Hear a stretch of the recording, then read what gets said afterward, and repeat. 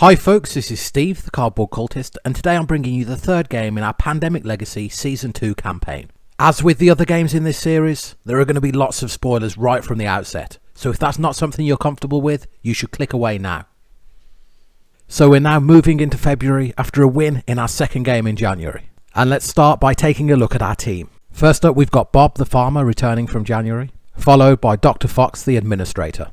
We've also got Sinbad the labourer making a return, but there's a new face to our team, Raven the instructor.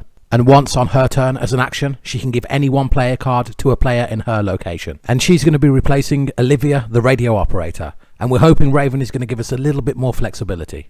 So we're just going through the setup now, and we've got our new missions. We need to recon an undiscovered region and build up our supply lines. Now unfortunately we do make a mistake during setup, and it's a mistake we carry over into March. So as you unlock new missions each month, missions from previous months stay as part of your mission pool. So that means as part of February's mission pool, we should still have the mandatory objective to build supply centres available.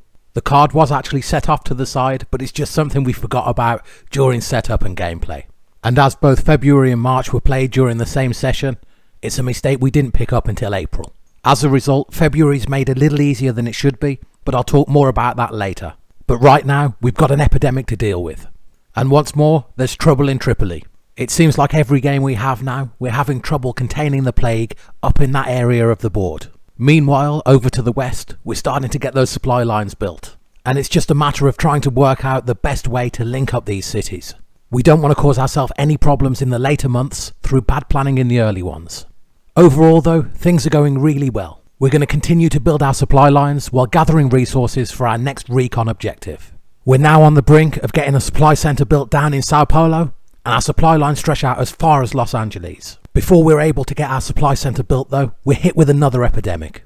And as you might have guessed, it's up in that eastern sector of the board again, and this time it's in Istanbul. At this point in the game though, we're all but ready to recon South America.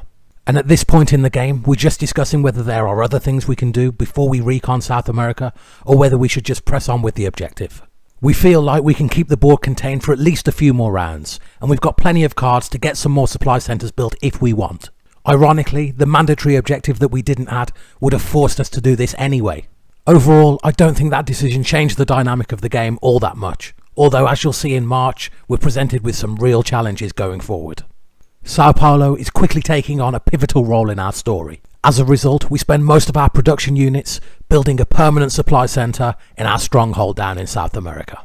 As always folks, I really hope you've enjoyed following our story, and you can see more of our Pandemic Legacy Season 2 campaign in the new year. But until next time, take care and thanks for watching.